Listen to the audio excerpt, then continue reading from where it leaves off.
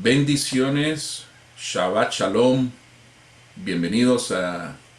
Queremos saludarle en esta mañana, queremos darle la gloria a nuestro Padre Eterno primeramente por esta oportunidad que nos da el día de hoy de estar aquí atentos y sobre todo como una continuación en este viaje a través de la Escritura y sobre todo a través del estudio de la Torá, en este caso de las diferentes porciones que semana a semana venimos aprendiendo, y hoy pues no es la excepción. Hoy estamos llegando prácticamente a la conclusión, porque hoy recordemos que hoy estamos terminando una semana y estamos llegando a la porción número 10 de esta reveladora palabra, ¿verdad? Porque es una palabra de vida, la Torá.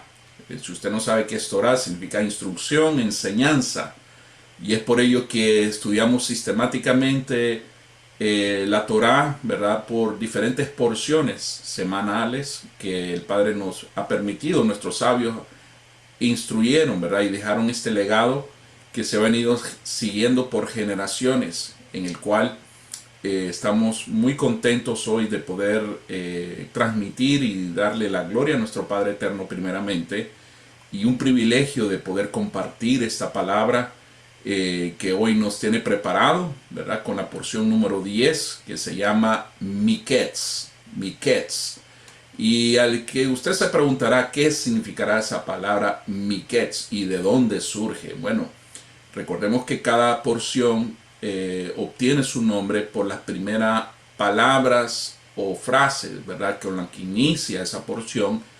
Y en este caso, pues la palabra en el hebreo original, recordemos que la escritura fue escrita en hebreo y comienza con la palabra Miketz. Y Miketz significa al final o al cabo.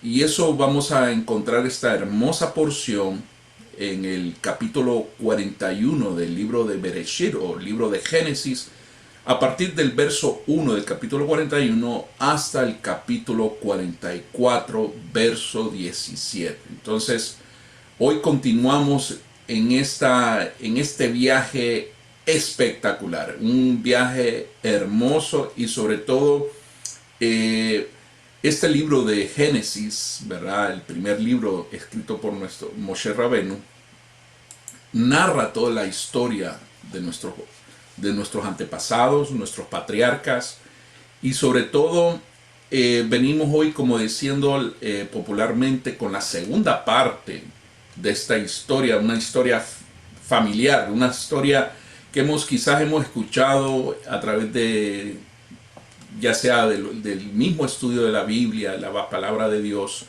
e igualmente hemos venido o lo hemos visto en alguna serie o película. Y hoy continuamos con la segunda parte de esta historia, que es la historia de Yosef, más conocido como José. Recordemos que José prácticamente es el penúltimo de los hijos de Jacob. Como vimos la semana pasada, ¿cómo se llama? Cómo la familia de Jacob, ¿verdad? Prácticamente sus hijos, ¿verdad? Con las diferentes esposas que tenía.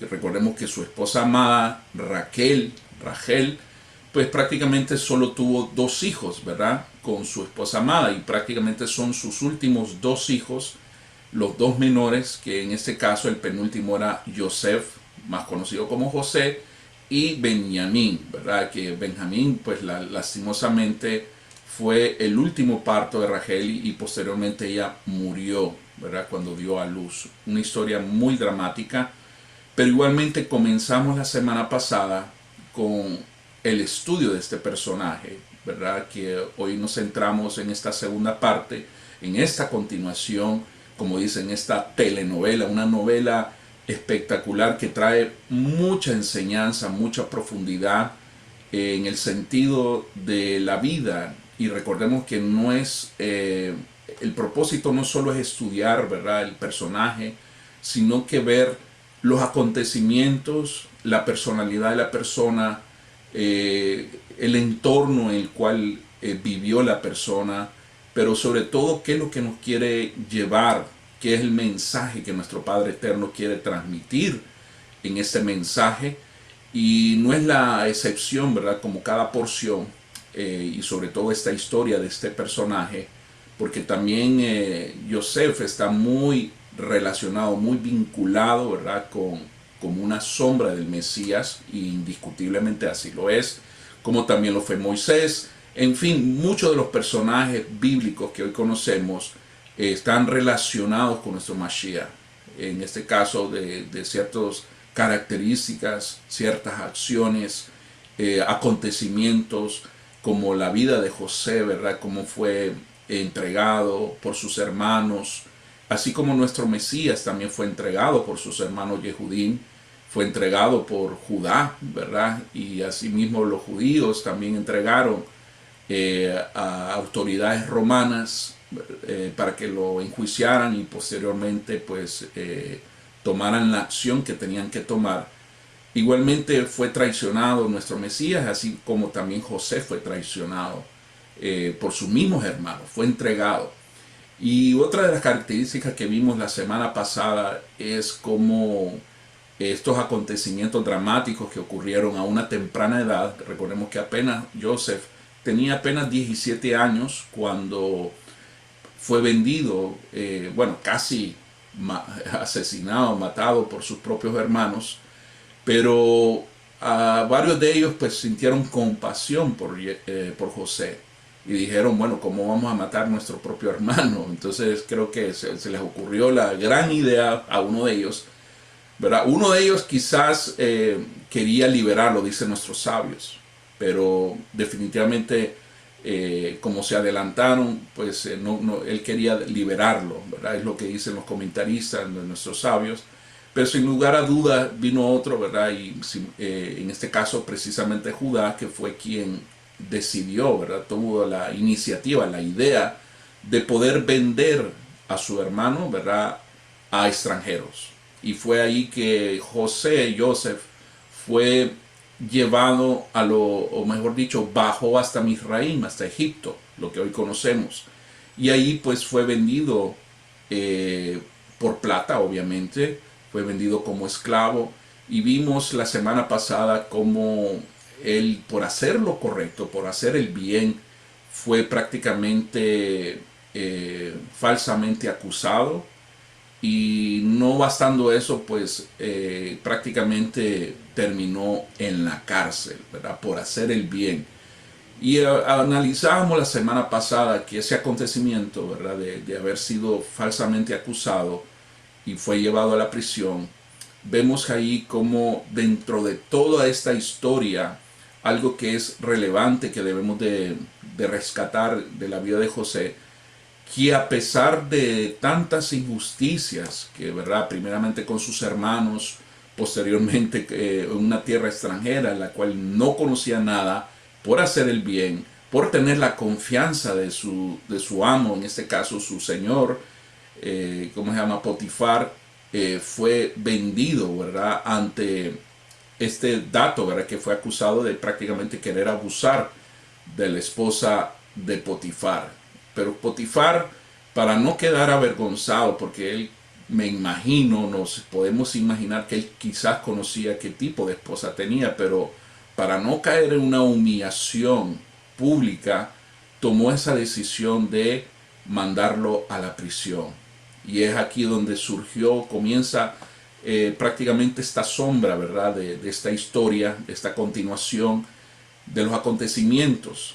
Y de ahí vemos como José, posteriormente estando en la cárcel, donde sea que él iba, nuestro Padre Eterno lo acompañaba y ponía gracia y favor en la vida de José.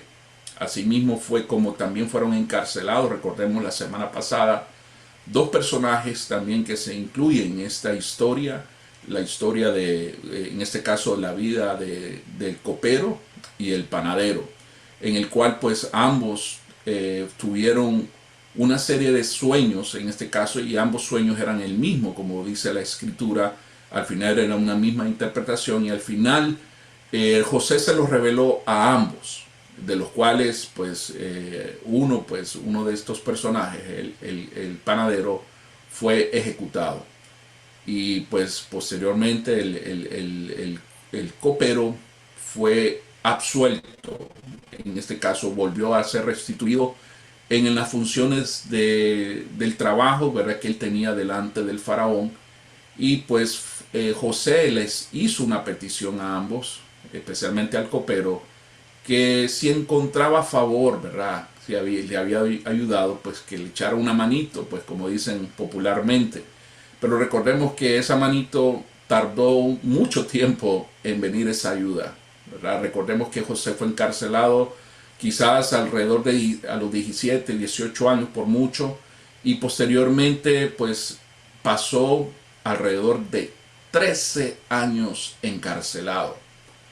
Y es por eso que vamos a continuar con esta historia, y aquí es donde comienza nuestra segunda parte de la historia de José.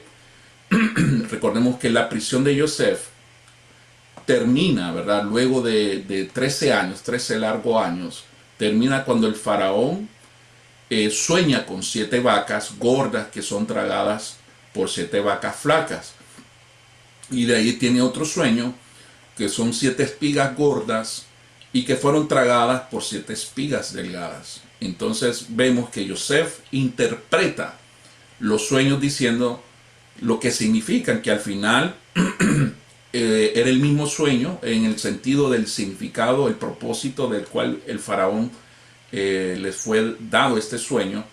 Y pues vemos cómo él le interpreta estos sueños, que recordamos que son los 7 años de abundancias que serían seguidos por 7 años de hambruna, y donde José, de una manera muy interesante, de una manera con una seguridad, ¿verdad?, respaldada por los cielos, por parte de nuestro Padre Eterno, le hace una serie de recomendaciones y lo aconsejan. Imagínense, aconsejar a la máxima autoridad, la máxima potencia quizás en la historia, ¿verdad?, en esa época, donde le aconseja al mismo líder, al mismo rey, al faraón, almacenar grano durante los 7 años de abundancia. Yo creo que eso es algo muy importante que rescatar, porque imagínense venir un esclavo, y sobre todo un hebreo que no tenía nada que ver con los egipcios, y un muchacho que supuestamente había sido acusado y bueno, guardaba prisión. Entonces, obviamente, solo el poder de nuestro Padre Eterno nos indica, ¿verdad?, que la gracia y el favor lo acompañaba a él, porque humanamente hablando era impensable, era ilógico que un muchacho extranjero, bueno, ahora ya un hombre, le diera esta interpretación. Entonces, el faraón posteriormente, pues creo que de una manera muy convincente, eh, aceptó esas recomendaciones, aceptó ese consejo que José le pudo traer. Y me imagino porque lo que podemos imaginarnos nada más, porque no lo dice la escritura, es que quizás sintió paz una vez que José le interpretó el sueño, y obviamente pues eso le trajo una tranquilidad, y dijo, bueno, este muchacho sí como que sabe muy bien las cosas. Y es ahí que el faraón lo nombra a Joseph como gobernador sobre Egipto. Imagínense, el mayor cargo, el segundo cargo más importante, más relevante de la historia, en ese caso de Egipto. Y Joseph, pues posteriormente se casa, ¿verdad? Y no bastando eso, sino que lo promueve, ¿verdad?, de pasar de la cárcel ahora a ser el virrey, el administrador. Y Joseph, pues ahí el faraón le ofrece y se casa con Asnat, que es la hija de Potífera, ¿verdad?, un sacerdote, y tienen 2 hijos, ¿verdad?, que hoy conocemos estos 2 personajes, los 2 únicos hijos que la escritura nos enseña, Menashe y Efraín. Entonces, posteriormente, los datos nos narran también la hambruna que vino sobre el mundo conocido hasta esa época, donde se esparce por toda la región, no solo Egipto, sino que también aún en la tierra de Canaán, la tierra prometida.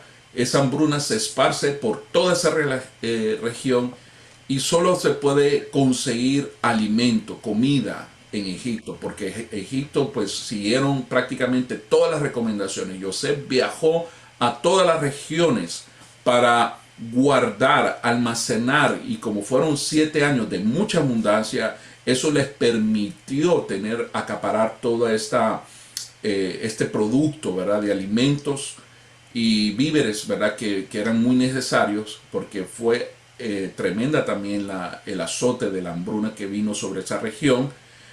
Y pues es ahí que a raíz de esta hambruna en la región, también que alcanzó la tierra de su familia, es aquí que el padre Joseph, Jacob, envía prácticamente a los 10 hermanos, ¿verdad? De Joseph. Esto es algo muy interesante, ¿verdad? Porque los 10 hermanos, recordémonos quiénes son las 10 tribus también. Algo que me llama mucho la atención es que, por ejemplo, dice que bajaron. Recordemos cuando nosotros estamos en Israel y especialmente en Jerusalén, es ascender, ¿verdad? Vamos a subir a Jerusalén. Entonces, en este caso, cuando ellos viajaron a Egipto, descendieron, ¿verdad? Descendieron en el ámbito espiritual también, y en este caso, y Egipto representa el mundo, y llama la atención que esos 10 varones, esos 10 hermanos, así como las 10 tribus del norte de la casa de Israel, descienden y vienen a Egipto. Eso es algo muy interesante, que ahí también hay una revelación. Y precisamente a qué viajaron, pues obviamente a lo que la instrucción que su padre Jacob les ordenó de comprar grano, ¿verdad? Para poder así sobrevivir. Pero el más joven, en este caso el hermano menor, Benjamín, es el único que se queda, porque obviamente Jacob no confiaba. Me imagino que después de lo que había, y con justa razón, no confiaba, no quería jugársela, ¿verdad? De perder a su único hijo que le quedaba, que era Benjamín. Y es por ello que ordena que se quede en casa, y pues obviamente porque temía por la seguridad de su hijo. Al final, los 10 hermanos de Joseph llegan a Egipto, y pues Joseph los reconoce a sus hermanos, pero ellos no a él, ¿verdad? Joseph a ellos, pero ellos no a él, porque recordemos que una vez en Egipto, Joseph pues prácticamente fue transformada su apariencia, ¿verdad? Ya no era un muchachito de 17 años, aparte que ya era un varón, era un hombre ya de 30 años, y recordemos también que las vestiduras con la cual el faraón le ordenó, ¿verdad? Inclusive le entregó un anillo que representa autoridad, y sobre todo pues con las vestimentas de un Egipto. Entonces esto es algo muy interesante también, que podemos hacer una conexión con el Mesías, en el cual el mensaje del Mesías pues fue transmitido especialmente fuera de la tierra de Israel, dentro y fuera de la tierra de Israel, y en el cual muchos, en este caso un pueblo que era ajeno a los preceptos y a las ordenanzas del Eterno, vinieron y acudieron a ese mensaje, ¿verdad? Entonces aquí vemos una pequeña conexión también de cómo Joseph se asemeja a Yeshua, en el cual pues que lamentablemente a través de la historia le fueron cambiando las vestimentas a Yeshua mismo también. Le cambiaron todo. Entonces, obviamente, muchos de nuestros hermanos Yehudim en las naciones no lo reconocen, ¿verdad? Porque obviamente vive como la apariencia de él es prácticamente una apariencia de Egipto, ¿verdad? De las naciones. Entonces, obviamente, sus hermanos no lo reconocen. Muy interesante, porque igual muchos judíos hasta la fecha de hoy no reconocen a Yeshua, porque Yeshua pues está en medio de las naciones, y lamentablemente lo han asimilado también, han asimilado el mensaje, han asimilado la apariencia. Entonces es algo que nos debe llamar mucho la atención. Entonces, bueno, volviendo a la historia de los hermanos, cuando regresan no lo reconocen, y pues es ahí cuando él los acusa, ¿verdad? Para probarlo. Viene una serie de pruebas sobre los hermanos de José, y los empieza a acusar de espías. Y es allí donde él les insiste, al final les pregunta, ¿verdad? Entre un juego de palabras, que les pregunta, ¿verdad? ¿Cuántos son ustedes al final? Y entonces ellos le dijeron, bueno, somos 11 hermanos. Bueno, éramos 12, pero uno que perdieron. y empieza a probarlos. Y es ahí donde ellos les confiesan, ¿verdad?, que todavía vive Benjamín, ¿verdad? Benjamín, el hermano menor, y ahí donde empieza a probarlos a ellos para ver en realidad quiénes son ellos ahora. Recordemos que ha pasado alrededor de poco más de 13 años desde la última vez que lo vieron a él, y de los sucesos, ¿verdad?, de la venta de él y todo lo que pasó. Entonces, más tarde, en medio de engaños, ¿verdad?, en medio de pruebas, lo descubren con dinero, ¿verdad? Los hermanos de José, una vez que retornaron a la tierra de sus padres, a la tierra, una vez que llegaron de Jacob, vieron que el dinero que habían pagado pues les fue devuelto, y de una manera misteriosa, no se lo explicaban, y eso también a la vez los preocupó. Entonces, una de las peticiones que Joseph les hizo a ellos es que tenían que regresar la próxima vez, que tenían que regresar con Benjamín. Y aquí donde Jacob al final accede, a pesar porque intercedió Yehudá por Benjamín, donde se hizo responsable, asume la responsabilidad, y pues obviamente eso llega y prácticamente vuelven de nuevo a la tierra de Misraín.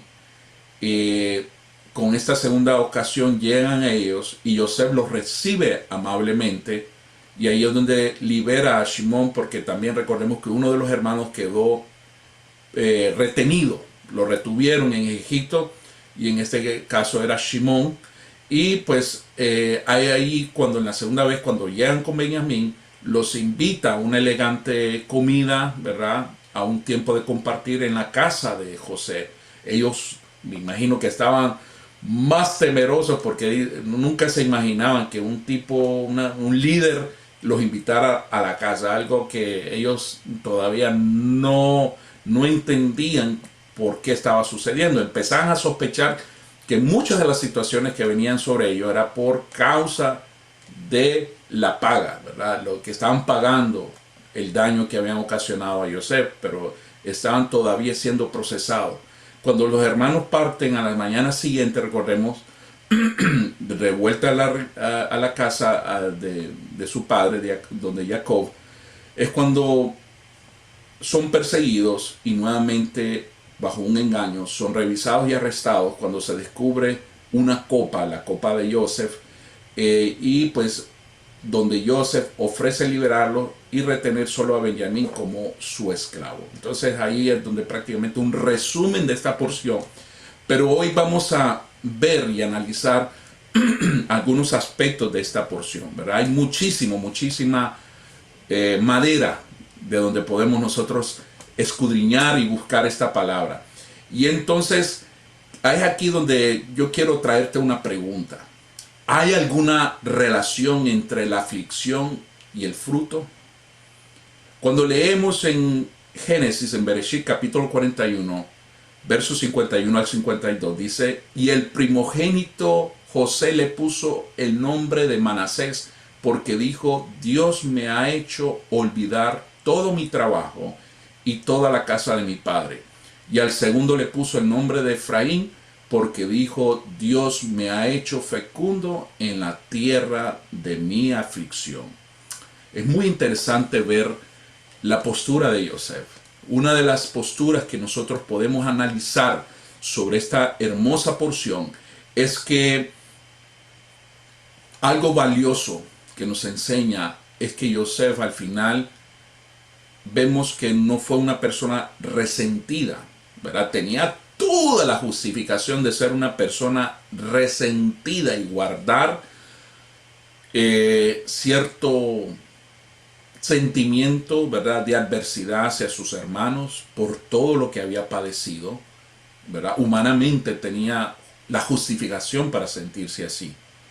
Pero vemos aquí de que, porque verdaderamente sufrió aflicción, fueron muchos años, acordémonos, de que lo que él fue afligido en la tierra de Misraín, desde el momento que fue vendido como esclavo por sus mismos hermanos.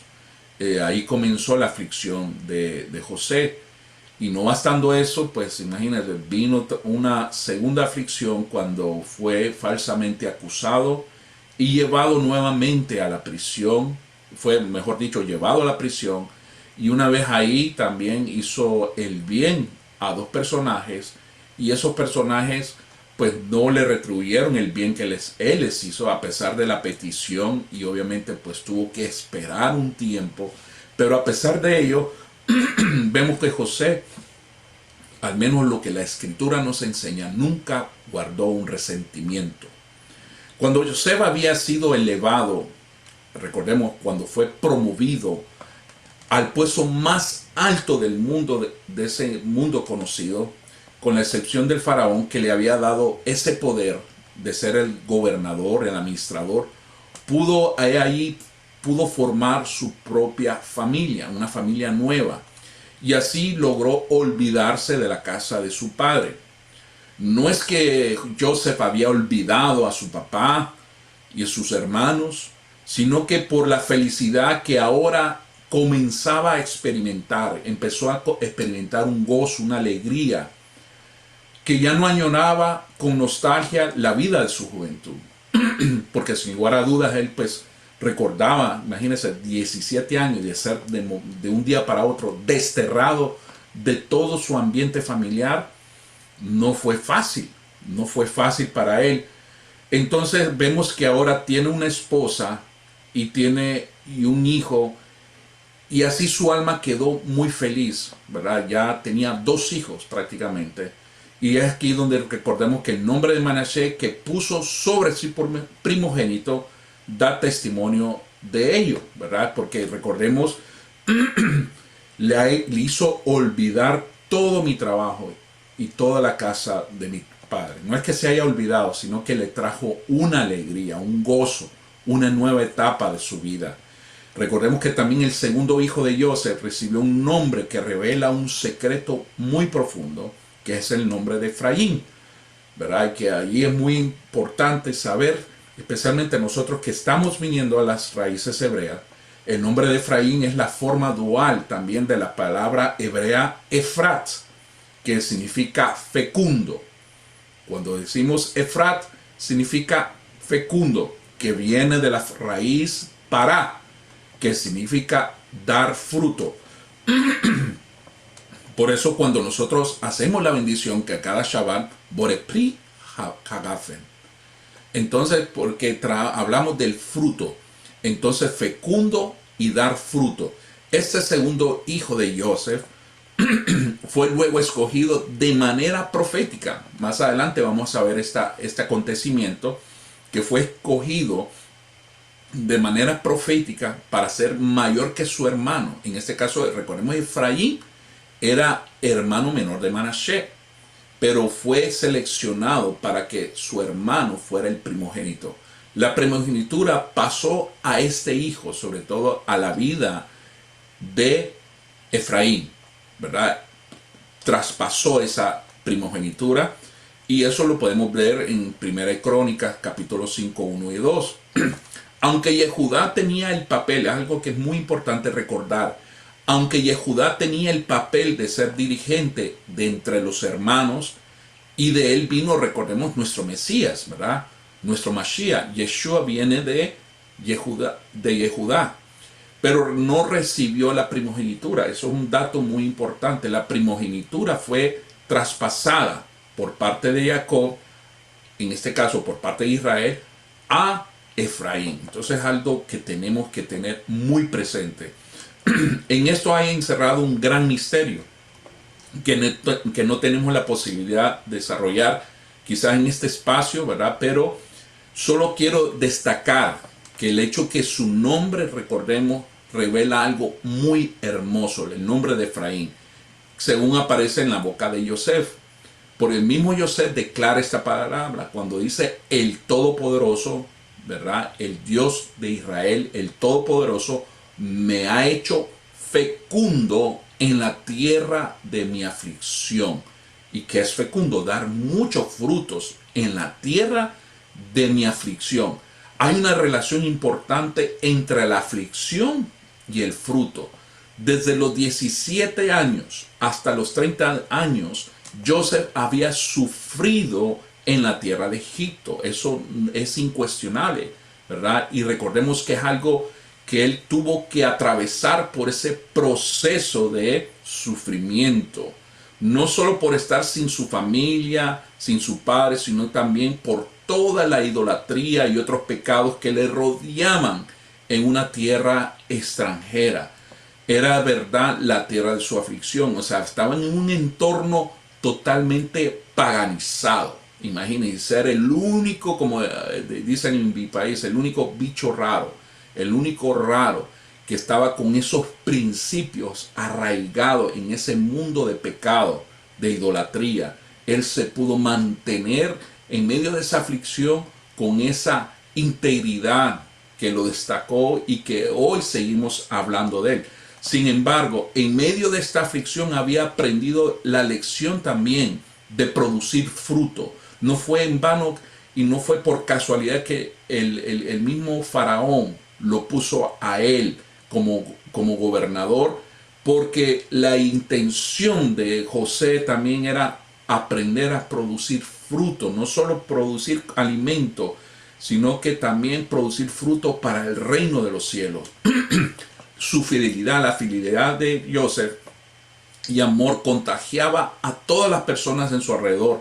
Y la Torá nos muestra también cómo la emuná, la fe de Joseph, en varias ocasiones fue pasada a los que le rodeaban. Él de alguna manera, por eso él encontró gracia y favor delante del faraón. Imagínense, la autoridad número uno, el hombre más poderoso, encontró gracia y favor también en Potifar, en el que fue su amo también. Entonces vemos cómo él contagiaba por ese aspecto, ese rasgo de su integridad, y pudo transmitir ese conocimiento, esa humildad también, ¿verdad? Porque al final eso nos muestra que era un muchacho humilde al final de todo, que a pesar que lo maltrataran, la nobleza de Joseph es algo que debemos de nosotros rescatar, y que también es algo que se refleja en nuestro Mashiach, en el sentido de que contagia, ¿verdad? También el mensaje de reconciliación, el mensaje de restauración, en el mensaje del perdón, de la redención de cada uno de nosotros.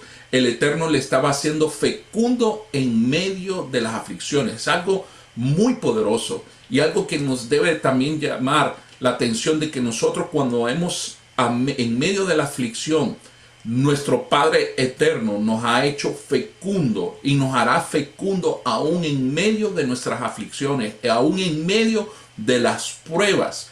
Joseph daba fruto por todas partes, y esa es la intención que nuestro Padre también quiere transmitir hacia cada uno de nosotros, que aún en medio de nuestras aflicciones siempre va a haber la oportunidad que nosotros podamos dar fruto en todo aspecto de nuestra vida.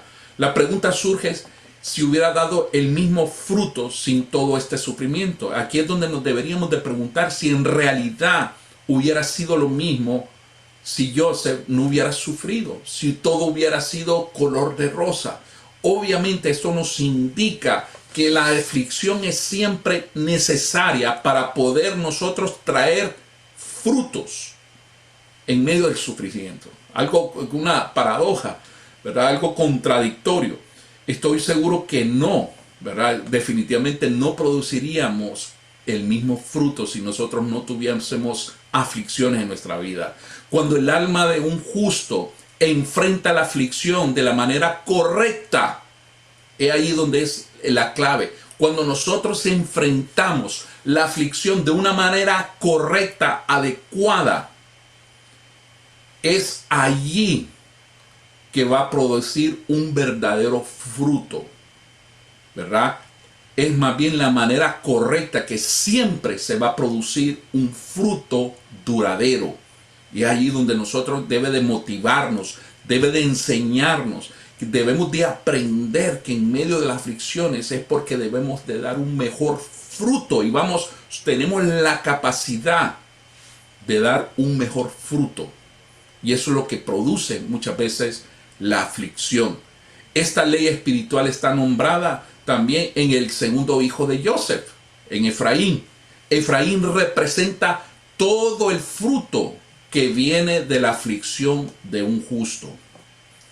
El segundo tipo también, el segundo tipo de fruto que está codificado en este nombre de Efraín, tiene que ver con el futuro de los descendientes de Efraín. Y aquí es donde nosotros venimos a tenemos esta relación, ¿verdad? Los descendientes, porque somos descendientes de Efraín. Y todos los que están representados por él. O sea, Efraín nos representa a cada uno de nosotros. Aleluya.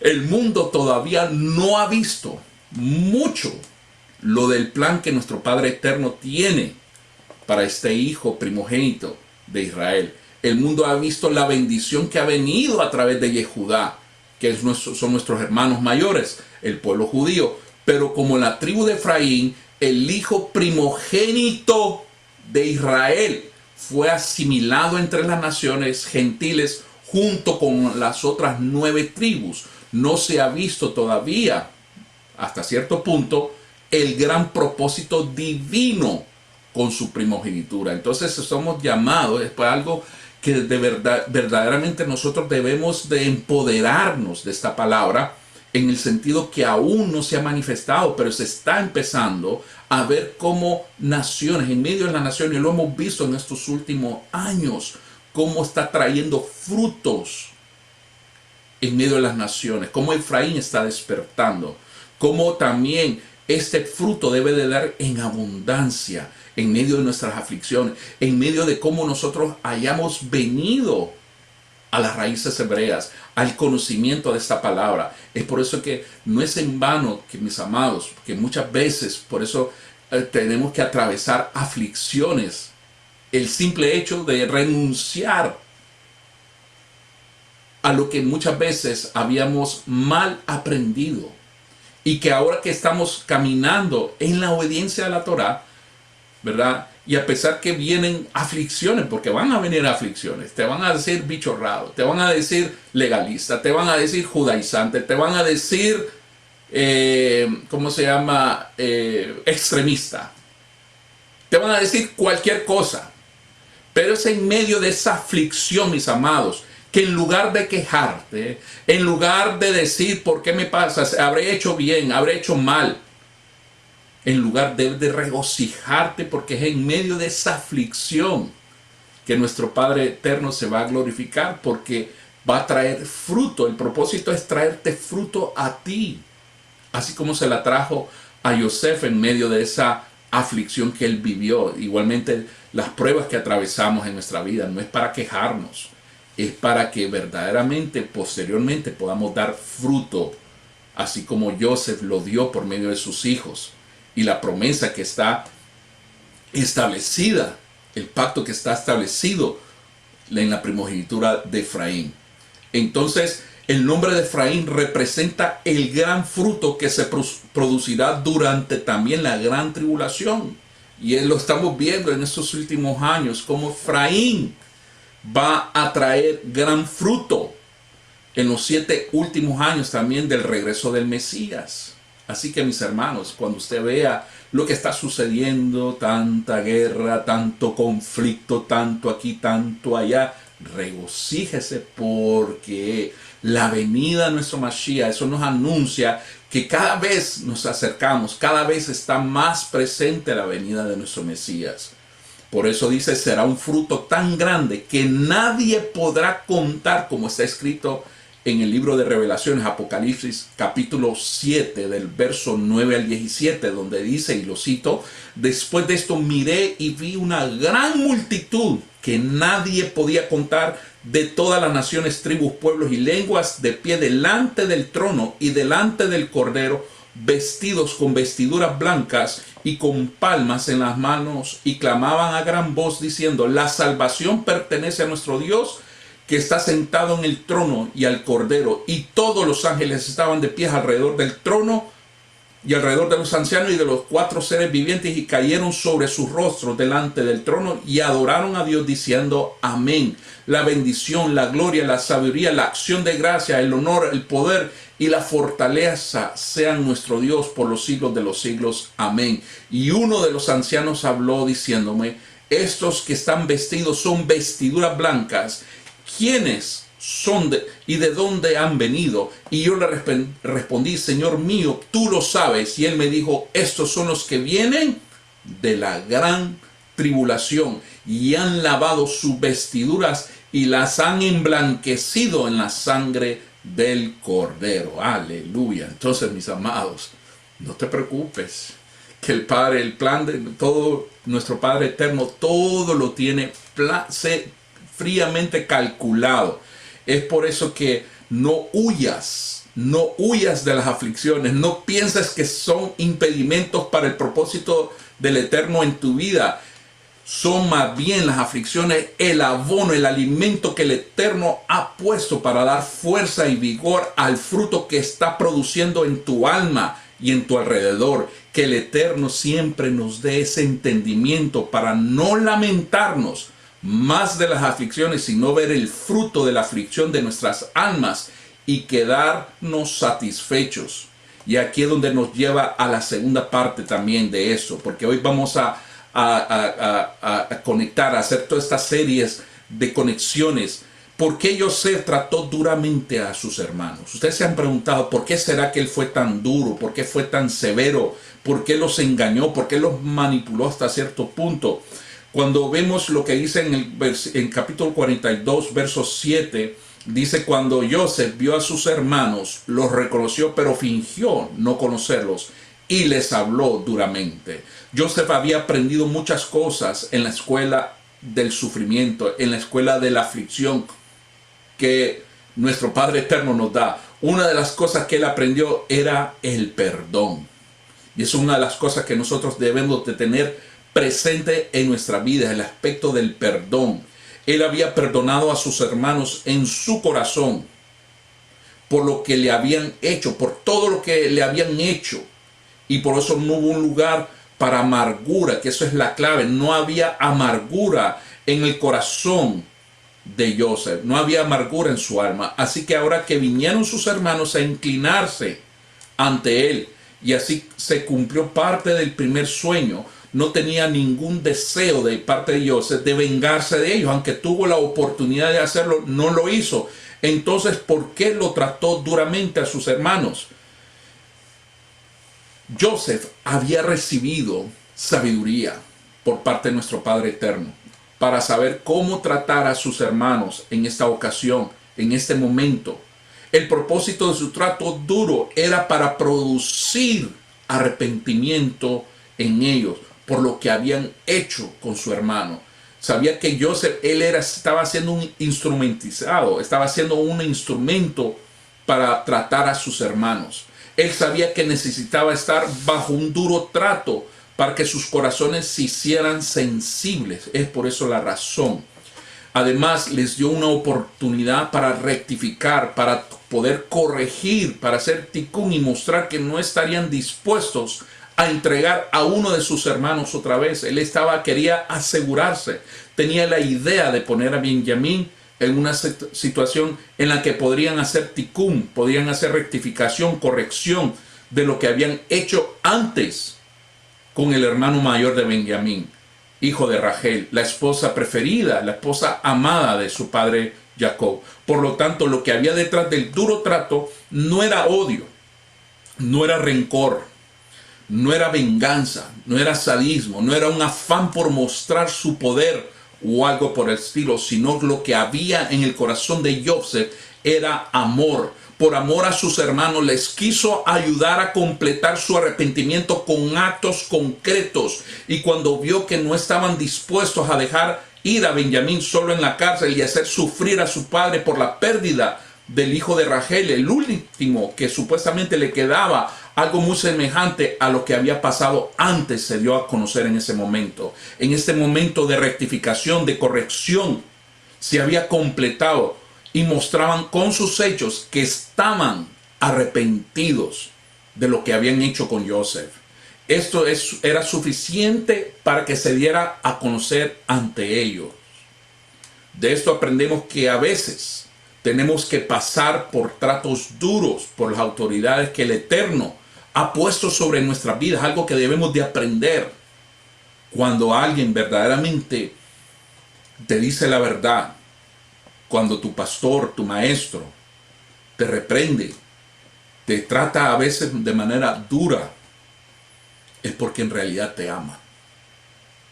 Así como nuestro Padre Eterno también muchas veces nos va a tratar duro, es porque verdaderamente nos ama.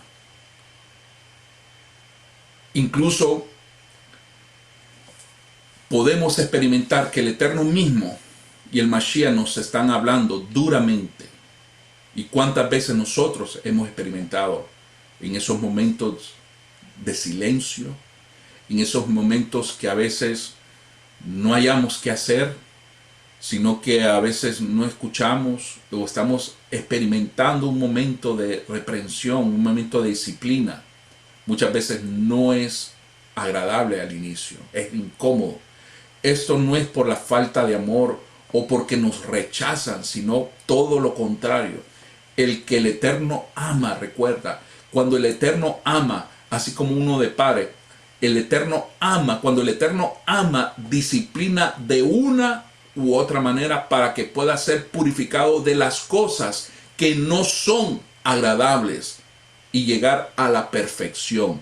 La idea de muchas veces del trato de la disciplina, del trato duro que a veces experimentamos, muchas veces experimentamos, es porque hay cosas en nuestra vida que no son del agrado de nuestro Padre Eterno, no son agradables. Y es por eso que muchas veces Él limita esas bendiciones, porque quizás nosotros estamos actuando de una manera incorrecta, quizás no estás guardando el día que es correcto, quizás no estás celebrando las festividades que Él te ha ordenado, quizás tienes en tu corazón resentimientos hacia tu hermano, hacia tu cónyuge, a tu esposo, tu esposa, hacia tus hijos o hacia tu padre. Entonces, de la misma manera, nuestro Padre Eterno muchas veces actúa de esta manera. Quizás estás reteniendo tu diezmo, no estás dando el diezmo que el Padre te ha puesto en tu corazón, o mejor dicho, que ha dicho que debes de compartirlo, debes de darlo. Y a veces no, pero es que si no lo doy, me quedo sin pagar la renta, no puedo pagar la escuela. Y entonces, claro, muchas veces lo que queremos nosotros decir con todo eso es que nosotros somos los que estamos en control de nuestra vida y que nuestro Padre Eterno no está en control de nada. Entonces al final tenemos que muchas veces enfrentar esas consecuencias de la disciplina, del trato que nuestro Padre muchas veces nos trata severamente, no porque nos rechaza, no porque no nos ama, sino que al contrario, por el amor de Él, a veces tenemos que padecer eso hasta que nosotros podamos verdaderamente rectificar. Que el Eterno nos ayude muchas veces, nos pueda ayudar a arrepentirnos completamente y hacer corrección, rectificación por los daños que hemos hecho a otras personas. Entonces aquí donde nos lleva también al otro punto de esta porción también que yo quiero traer, mis amados. ¿Para qué sirve el dominio propio? Algo que nosotros podemos aprender de la vida de Joseph era el dominio propio. En muchos aspectos de su vida, la parashá anterior, pudimos apreciar ese dominio propio que Joseph experimentó al ser seducido por la esposa de Potifar, de su jefe, quizás una mujer muy agradable, muy sensual, una mujer que quizás a cualquier hombre creo que hubiera caído, si hubiera caído rendido a los pies de ella. Pero algo que podemos apreciar de esto es que Joseph supo mantenerse firme y tener dominio propio. Y eso también lo podemos ver en esta porción cuando él experimentó una de las pruebas muy difíciles que tuvo que enfrentar. Cuando leemos en el capítulo 42, verso 24 de esta porción, cuando dice, y se apartó José de su lado y lloró. Y cuando volvió a ellos y les habló, tomó de entre de ellos a Shimeón y lo ató a la vista de sus hermanos. Cuando Joseph hablaba con sus hermanos, usó un intérprete entre la lengua de los egipcios y el hebreo. Esto nos muestra que las dos lenguas no se parecían mucho.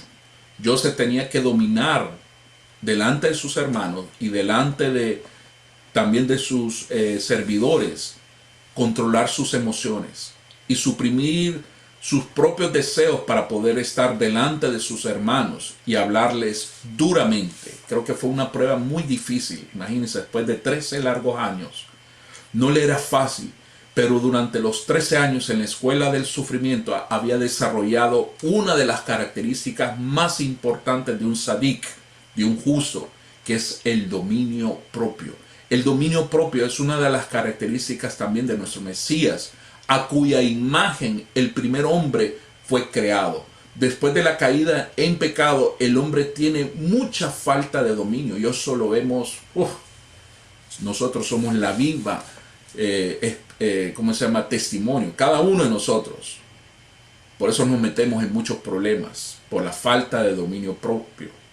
Por eso existe mucho adulterio, por eso existe desfalcos, porque no hay dominio propio, por quedarse con algo que no le corresponde o quedarse más de lo que le corresponde. Entonces, hoy vemos cómo también la humanidad le falta dominio propio, que es una característica imprescindible, importantísima, que aún nuestro Mashiach pudo demostrar el dominio propio. Entonces, recordemos que el mismo dominio que nuestro Mesías tenía, a cuya imagen de nuestro Padre Eterno fue creado. Por eso cuando el Eterno trata con una persona para traer restauración y volverla a hacer conforme a la imagen de nuestro Mesías, también trabaja con esta característica, con esta área de nuestra vida que es el dominio propio. Y aquí es donde nos cuesta muchísimo el dominio propio, de no contestarle a alguien cuando nos está hablando mal, cuando o rechazar cuando alguien viene con la shonjara, con un chisme, ¿verdad? Y a veces esos chismes se escuchan, y máximo si la persona no nos cae tan bien, es como algo que nos trae un grado de satisfacción, pero también habla de todo eso, ¿cómo se llama? El dominio propio. El dominio propio, no contestarle cuando te tratan mal, más bien tratar bien con mal. Muchas veces podemos tener toda la justificación, ¿verdad? De expresar con nuestras emociones. No, es que me voy a vengar, no le voy a contestar, no le voy a hablar. Pero nos habla de tener un dominio propio en toda circunstancia. No solo cuando somos tentados sexualmente, no solo cuando somos tentados de ver algo que no debemos de ver, no solo cuando estamos tentados a escuchar algo que no debemos de escuchar, sino que nuestras acciones de contestar o lo que vamos a decir, por eso debemos de ser pausados, pensar antes de lo que vamos a hablar, pedirle dirección a nuestro Padre, porque muchas veces dañamos si nos dejamos llevar por nuestras emociones. Es por eso que es importantísimo el dominio propio. El dominio propio está dispuesto a suprimir las pasiones temporales para obtener un placer mayor a largo plazo. Y esa es la grandeza de tener ese dominio propio en nuestra vida.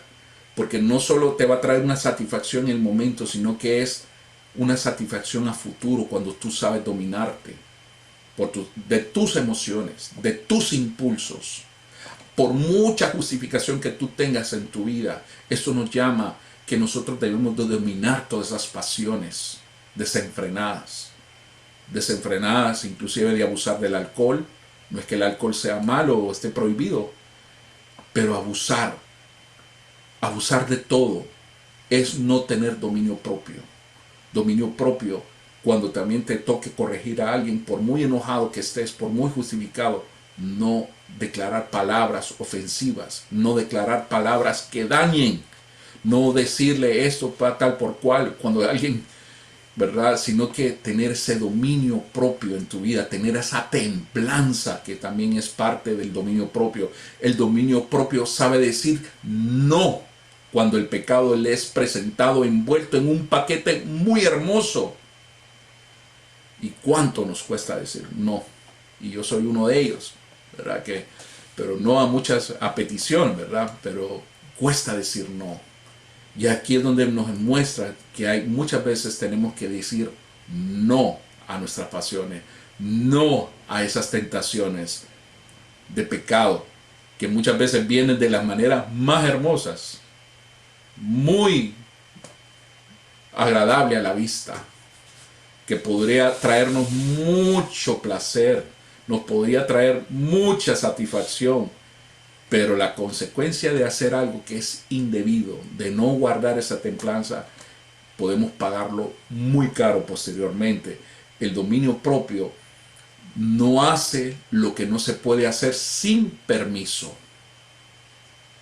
y autorización, o sin tener cierta edad, o sin haber cumplido los requisitos para ello.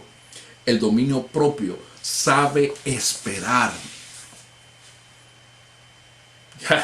Y aquí es donde nos lleva, donde la mula botó a Genaro.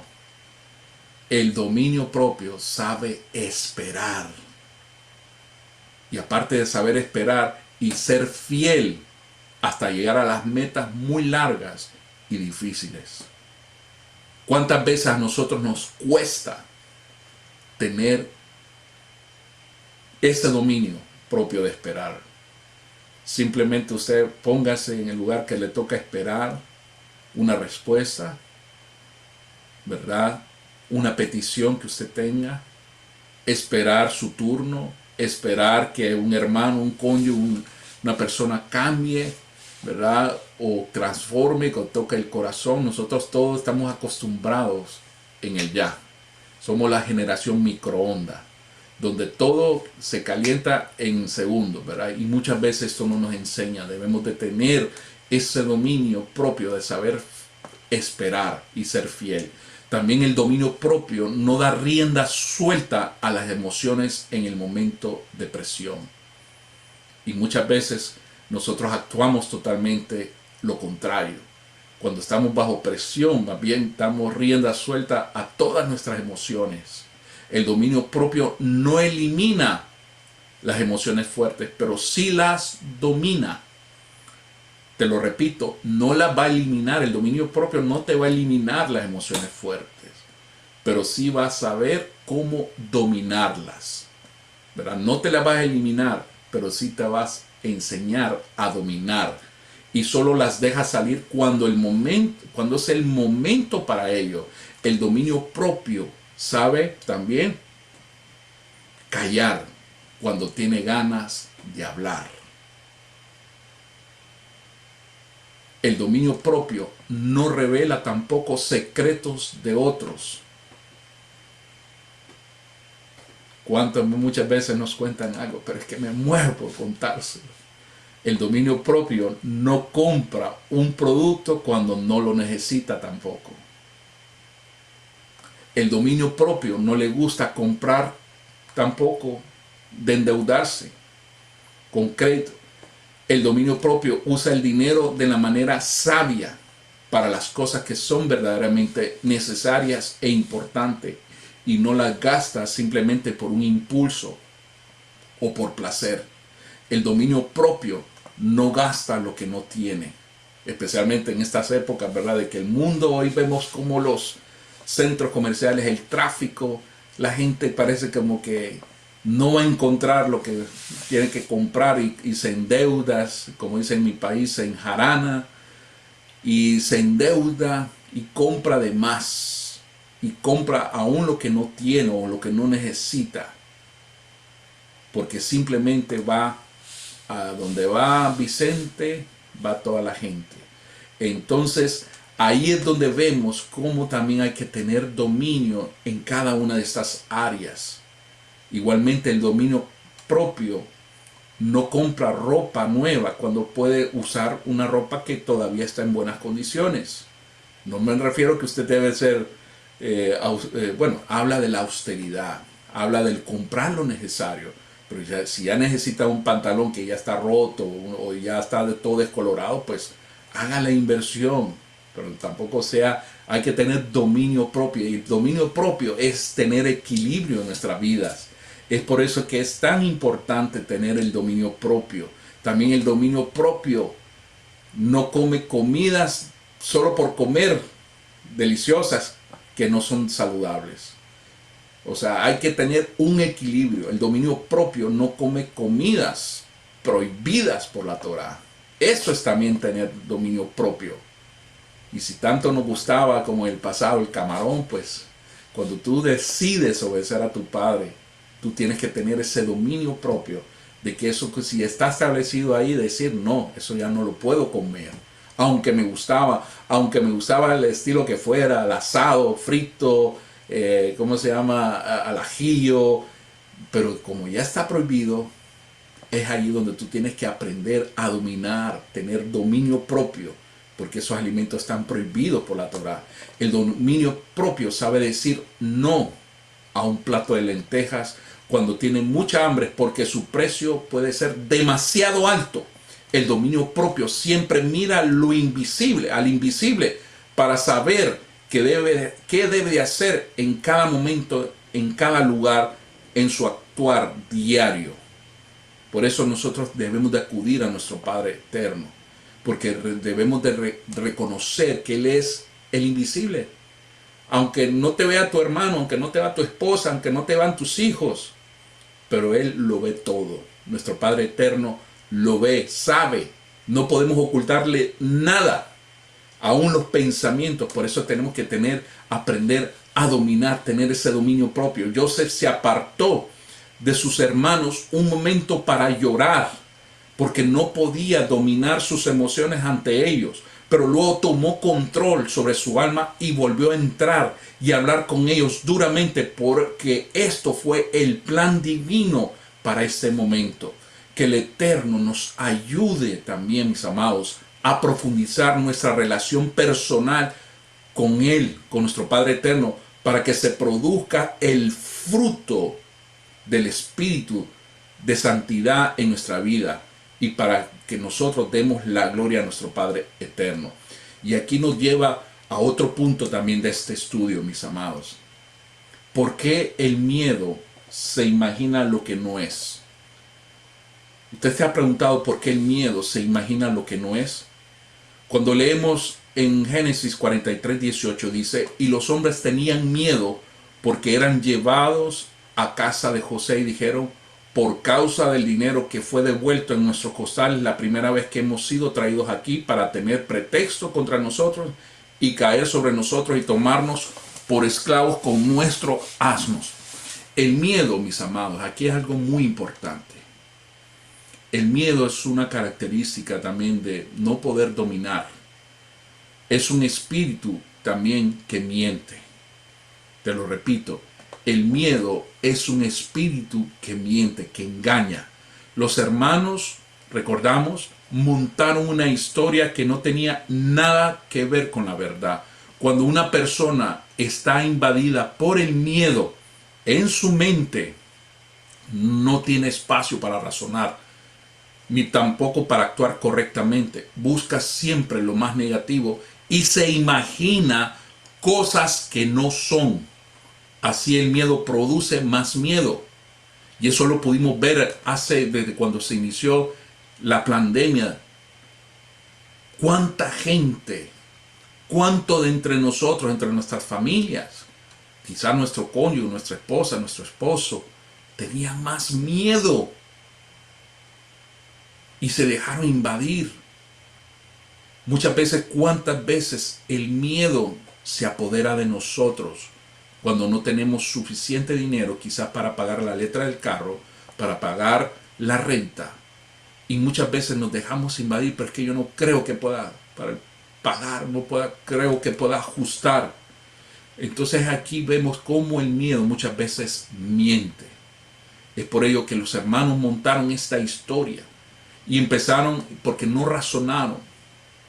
Busca siempre lo negativo y muchas veces se imagina cosas que no son. Y muchas veces también, de la misma manera, muchas veces nosotros hacemos con nuestros hermanos prejuicios. Nos imaginamos cosas que no son.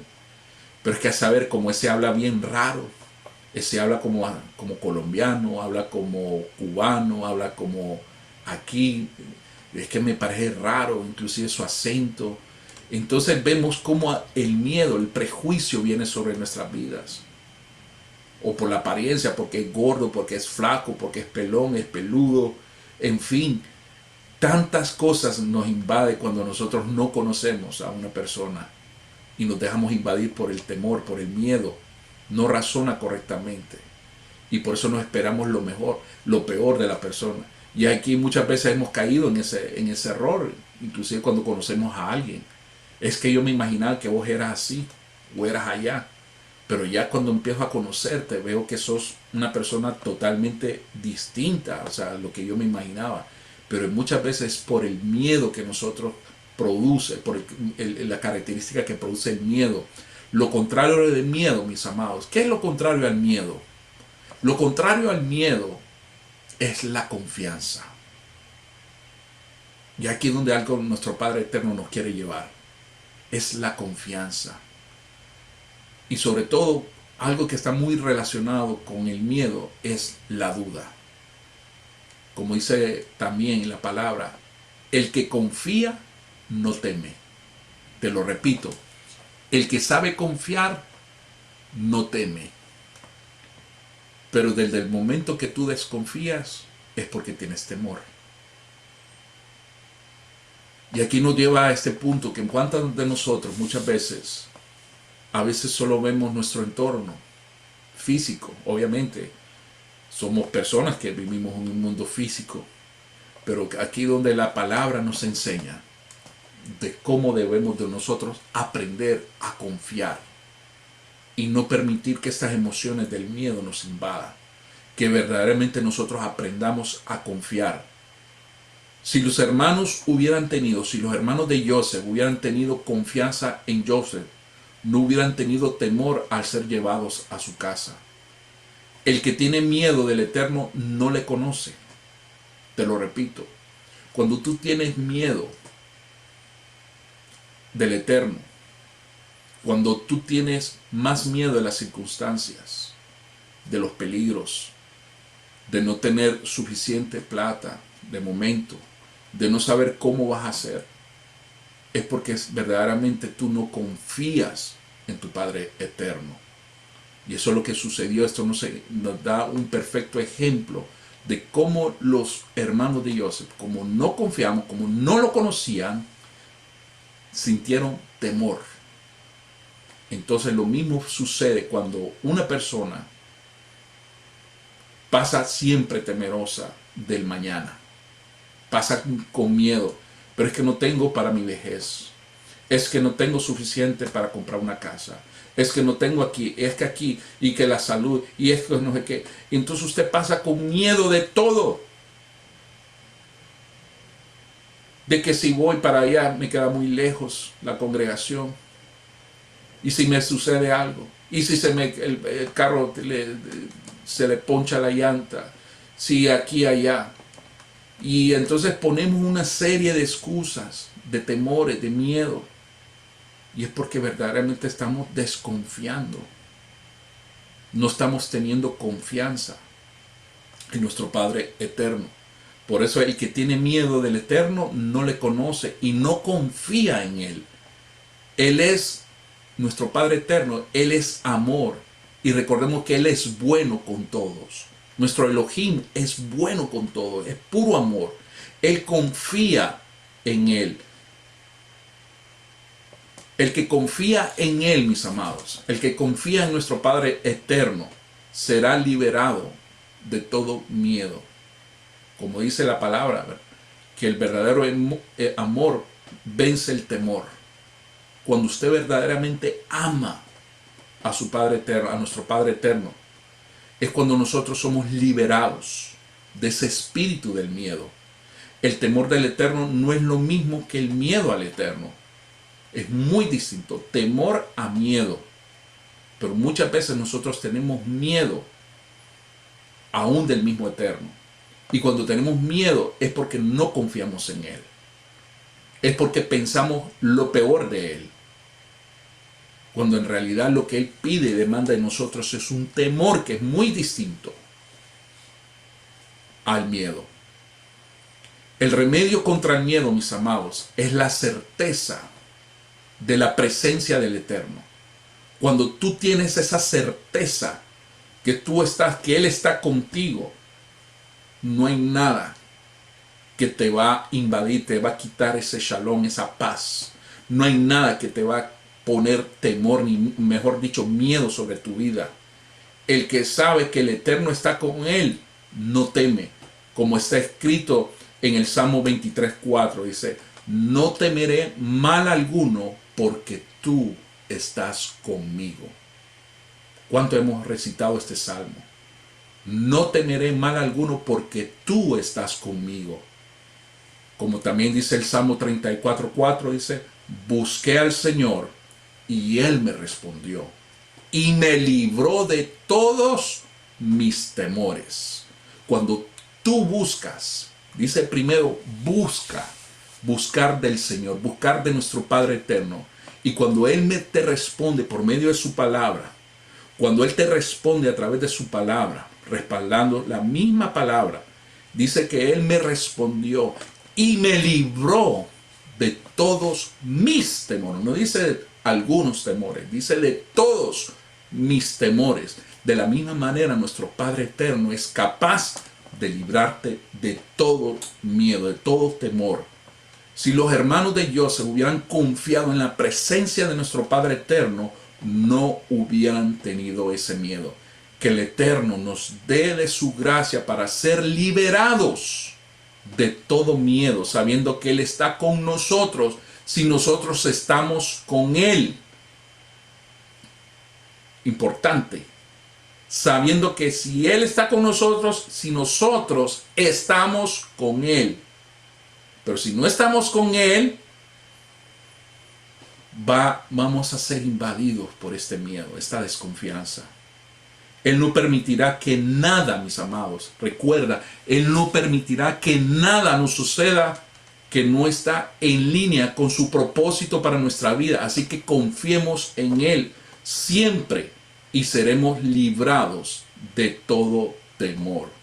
Así que, mis amados, yo creo que esta palabra que nuestro Padre Eterno ha traído el día de hoy es para que traiga esa evidencia a nuestra vida, esa convicción de que no estamos solos, que tenemos un Elohim poderoso en nuestra vida, un Elohim que nos está llamando cada día y que nos está mostrando el camino que debemos de seguir. Nos está mostrando que Él es un Elohim amoroso y que Él todo lo que permite en nuestra vida es con un propósito. Es para que nosotros nos acerquemos a Él. O mejor dicho, porque Él quiere acercarse con nosotros. La intención, el propósito de toda la Escritura es que nuestro Elohim, nuestro Dios, quiere acercarse con su pueblo. Él está siempre ahí, pero lo que lo rechazamos somos nosotros mismos. Él siempre quiere buscarnos. Siempre nos está buscando. Pero esto es una cuestión voluntaria, no impuesta. Es por ello, mis amados, que esta palabra espero que haya sido de mucha edificación sobre tu vida y deseando de que esta palabra, que la vida de Joseph verdaderamente refleje también la voluntad perfecta de nuestro Padre Eterno y recordar que simplemente Joseph es la esencia, es la imagen visible también, es la imagen profética de nuestro Redentor, de Yeshua, nuestro Mesías. Así que tengamos presente, mis amados, de todo lo que nuestro Padre Eterno quiere transmitir en esta porción y que recordamos que siempre Él está buscándonos a nosotros. Así que, mis amados, quiero agradecerles su sintonía y agradecerles este espacio, especialmente a nuestro amado pastor, nuestro hermano Roe, Luis Fernando Graciano, por la oportunidad que nos brinda de poder transmitir y traer esta palabra el día de hoy, esta porción, Miketz. Y recordemos que el Elohim de nuestros padres, Abraham, Isaac y Jacob, siempre estará del lado de su pueblo. Así que aprendamos de todos estos personajes, de esta palabra, y que esta palabra espero que haya sido de mucha edificación sobre tu vida. Que tengas una bendecida semana y un bendecido Shabbat también. Shabbat Shalom.